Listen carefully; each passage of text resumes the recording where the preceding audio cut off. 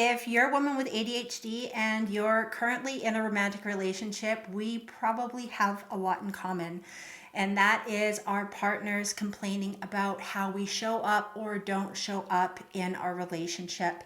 In this video, I'm going to cover 5 of the main reasons that partners have an issue with ADHD women in romantic relationships. Now, whether your partner is neurotypical or has ADHD or maybe is on the spectrum, we do show up differently. ADHD comes in 3 varieties: inattentive, which is usually us women, combined, and then hyperactive impulsive. So today I'm going to go over 5 ways where your partner might not appreciate how you show up as a partner.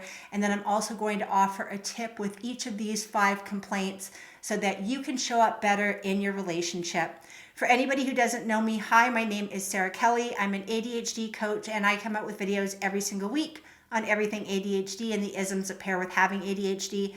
If you're not already following my channel, please hit that subscribe button and turn on your notifications so that you never miss a video from me. The first way that our partners might get frustrated with us is our forgetfulness with daily tasks. ADHD people struggle with our working memory. Think of your working memory like your short-term memory. Think of it like someone telling you directions, that has 4 or 5 steps in it, or reading off a phone number to you and then you expecting to remember it. So when the honey-do list comes out and your husband says, "Can you pick up milk on the way home?" and you haven't written it down, that would be a working memory problem, and that pairs with having ADHD. So what can we do with this? I'm a huge fan of not depending on my working memory whenever I can. I put everything into an app on my phone that sends me reminders an hour before my appointment and also 24 hours before my appointment so that I can plan for the next day. So if my partner, for example, says, "Hey, can you pick me up some milk on the way home from work today?" Instead of me remembering it, I might ask him, "Would you mind texting that to me?" And then I can check my text before I leave work to make sure that I remember. Or if I have a second, to quickly put it in my phone if I don't ask him to send me the text reminder. I think that sometimes when we are forgetting to do things that our partner has asked us to do, it makes us seem like we don't care. So the other thing that we can do is really educating our partner on ADHD and asking for those gentle reminders, and then not taking it personally when we're receiving these gentle reminders. So for example, if I am asked to pick up milk on the way home from work, using that same example, and I say, "Yes, okay, no problem, I'll put it in my phone," my partner might follow up 30 minutes later and say, "Hey, did you remember to put it in your phone?"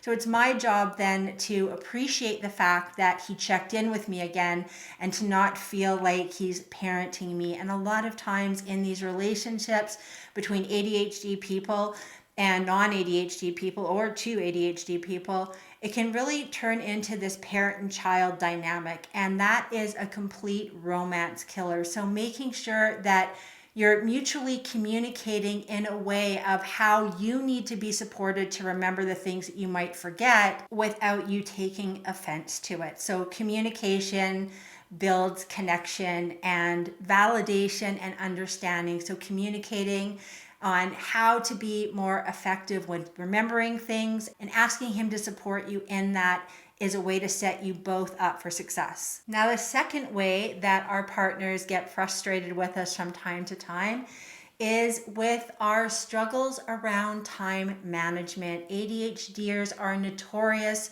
for time blindness. Sometimes we might think that something's only going to take 20 minutes and it could take an hour.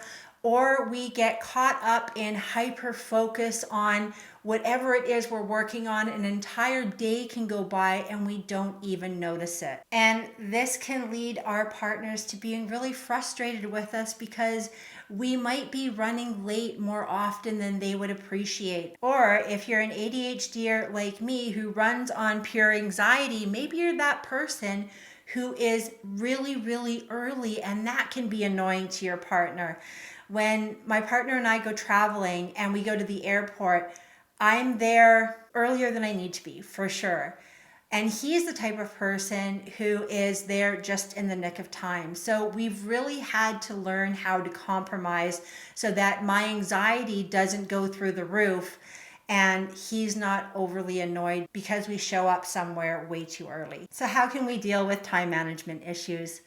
Again, alarms on your phone, any kind of device to remind you of when you need to get going or when you need to be finished something. If you have something, say, that you are supposed to do and it's supposed to get done in a week from now, well, a week from now can seem like a really long time to an ADHD person. We tend to have a it's right now or it's never going to happen mentality, and we don't mean to. It's just how our brain is wired. You can set yourself a false deadline. So for example, if your partner says, hey, I need you to make this appointment by next week on Wednesday, why not make the appointment right now so that you don't have to think about it again? Or put a reminder in your phone, some kind of alarm to notify you when you do need to make the appointment.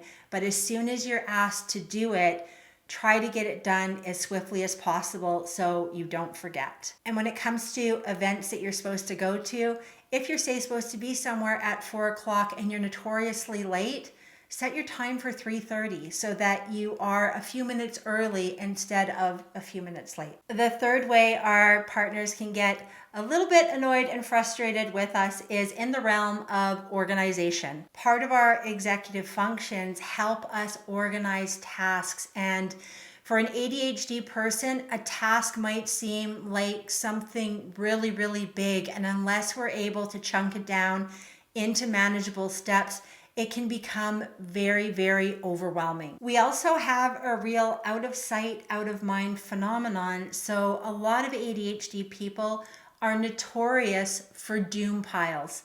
We tend to keep things out so that we don't forget them. So how can we remedy organization? When it comes to a big task, ask your partner for support in breaking that task down into more manageable pieces. You can also ask your partner to body double with you, which does act, strangely enough, as a motivator to get done the mundane that we might not want to do. And when it comes to the dreaded doom piles, what you can do is get clear containers and put the things that you want in your doom pile into the container and label it. Or if you don't have a lot of space and you need to tidy up an area and not have quite the doom pile that you have, but you're so scared that you're going to forget the things in that pile if they're put away, create a checklist. Itemize all the things off of it and check that list regularly so that if you do need to get something out temporarily to deal with it, you can. And setting aside some time every week to do a little bit of decluttering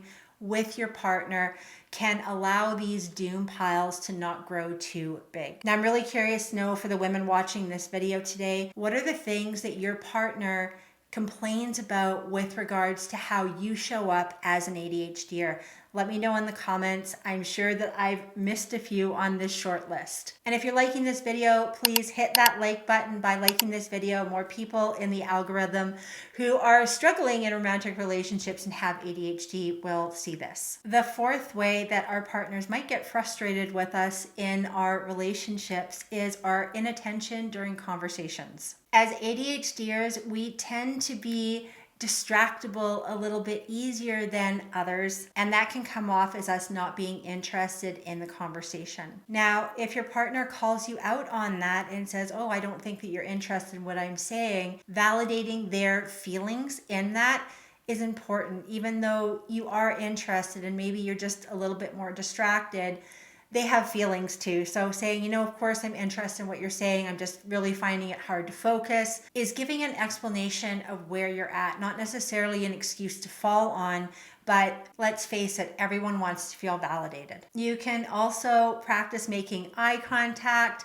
nodding, paraphrasing what they've said to make sure that you're understanding. And if you are the hyperactive, impulsive, combined type of ADHD like me, a fidget toy can help you pay attention a little bit better because you can focus on the toy and what your partner is saying to you. And before I get on to the last tip, If you are late diagnosed with ADHD and female, I am taking on new clients right now. There is a link to book a call with me in the description of this video. All right, the final way that our partners get frustrated with us as ADHD women is in the realm of emotional dysregulation and mood swings. Things like rejection sensitivity can really make our partners frustrated with us because we have difficulties regulating our emotions, which results in mood swings, impulsivity, and at times overreactions. And that can be really challenging for partners to navigate. So first I want to give some advice to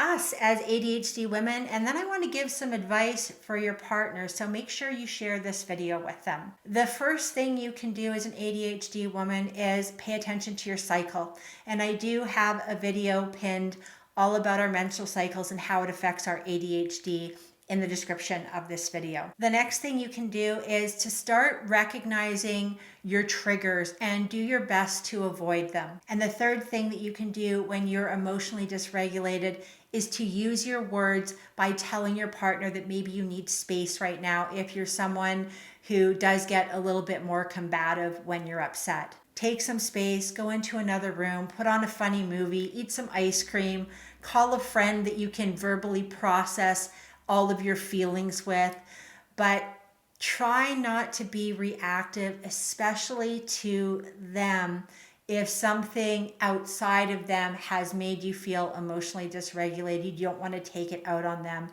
And if they are the one who made you feel emotionally dysregulated, tell them that you just need to take space until you have calmed down, and then you can have a conversation about what happened. Now, okay, partners, come here. I want to help you out here. When it comes to things like rejection sensitivity dysphoria, and I have a video pinned all about RSD in the description of this video, it is not your job as a man. Most of us ladies are with men. I understand that there's queer relationships as well. It's not your job to fix our situation. When we are feeling rejected or emotionally dysregulated, we're looking for validation of our feelings, not of the actual experience. And what I mean by that is, let's say that your partner's upset because her friend didn't text her back, and now she thinks that her friend doesn't like her anymore because maybe they had a little bit of a squabble before that. It's not your job to say, oh, don't worry, your friend likes you and you're being ridiculous and you're overreacting. That is exactly the wrong thing to say to your loved one when they're emotionally dysregulated. Instead, you can say, I see that you're really upset. I see that this relationship means a lot to you and you're really, really worried. How can I show up for you? Can I give you a hug? Would you like to go outside and get some fresh air and go for a walk and get your mind off things? Can I make you a cup of tea? Do you want me to leave you alone? Do you want me to sit with you silently? Do you want me to just listen without giving you any advice? Validating someone's feelings is very, very different than validating the catastrophe going on in our mind when we're emotionally dysregulated or feeling the effects of rejection sensitivity dysphoria. So do your best to be there for your person in the way that they need if they have ADHD and they're emotionally dysregulated.